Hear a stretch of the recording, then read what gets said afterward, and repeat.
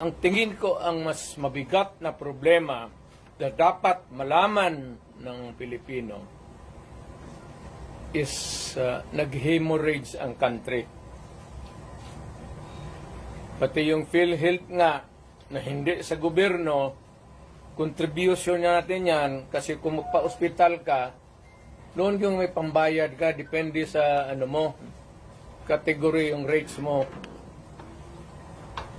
Kung ibang iyo, dividido ba talaga na full o paglabas mo wala ka ng bayaran.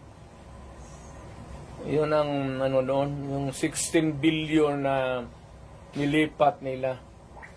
That is the most dangerous at dapat putang inestapa yan. Government malverse the money of the people.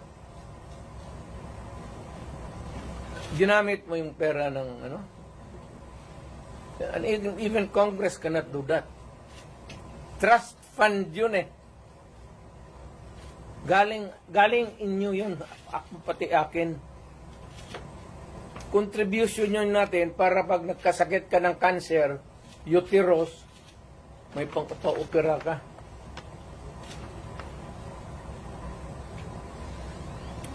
Ang ating PhilHealth funds natin lahat was about 8.9 billion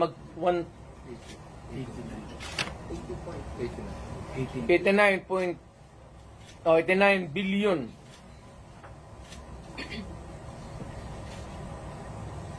Of that 89 billion, 27 na lang ang nawala. 27 na lang ang natira. Paano yan? Hindi man maano ng Kongreso. Ang atin is, bakit nila pinakialaman? Pero Mr. President, if you see that this really, may estafa case, na yan, ang problema ganito, if we're going to file a case sa court, but the justice system, the court is a government thing. No, the court ang pumapasok ang Supreme Court. Kana hinintuan na sila eh. Huwag mong pakialaman yan, kaya hindi yan inyo. Ako, fiscal ako, ang alam mong minalverse nila yung pera eh. Ang naiwan kasi 29 billion lang. Out of the 89, 29 na lang. But can we say Saan ang pera namin? Sabi daw, binalik pa sa mayor. Ano, ibalik mo, wala mong pera. Maghiram nga ng pera eh. Ang gobyerno na ito, walang project. Wala kang nakikitang project. Maintenance na lang. Kasi ayuda, ang akap, ayuda. Tupad. Yun, naubos doon. Naubos ni Romualdez kasi Romualdez, congressman lang, pero left and right ang pamigay niya. May tag 5,000 kayo ngayon. Kita ko sa CCTV kagabi. Pera natin. Sus Mario Josep Ginoo Romualdez, oy. Nangawa ka naman sana sa amin.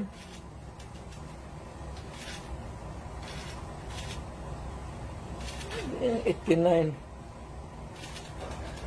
Ang Maharlika Fund, ang target nila ang 250 billion. Kinuna nila ang GSIS ng 62.5 billion. Yan, pera rin ng mga taga-gobyerno yang empleyado. Kami sa namin.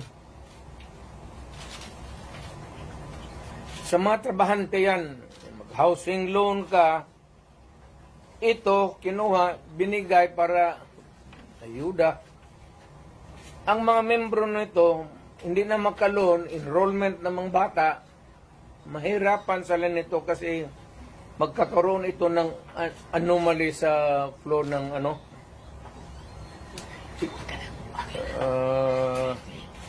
ang SESS kinuha rin 62 billion. Private lang yan. Para sa mga empleyado, LBP 62 billion. DBP 62 billion. Kaya iyang sa sundalo, pati yung retirement nila patayan. Given all these predicaments, sir, you have the legal basis on the misuse of funds. Kaya meron Are na there legal remedies in your mind to meron na. Lahat ito, the example yung PhilHealth na binara sila, yun yan. Hindi man nila pera ito lahat. Ito ang problema ngayon. Gastusin nila ito, naiwan what is left from the original nila. Kagaya nitong PhilHealth, 89 billion. Ang naiwan ay 29 billion na lang. So, kung walang pera, anong gawin nila? Maghiram. But they juggle Foreign those balloon. money. Wala na silang majagol dyan. Ano ba jagol-jagol? Tignan mo. Bakit ang majagol? They transfer them, di ba? From private to government. Hindi na ito. Hindi na kailangan i-jagol. Andiyan na sa kanilang kamay. Ano pa jagulin nila yan? They would spend it. Ayuda. Hindi na may jagol mo yung ayuda. Will you initiate the filing of charges? Will you initiate the filing of charges? Or will you make a move to stop the government from taking... Meron. It is, tignan natin ang resulta sa Supreme Court. Yung sa PhilHealth ngayon. So, para magkaroon tayo ng predicate of how to go about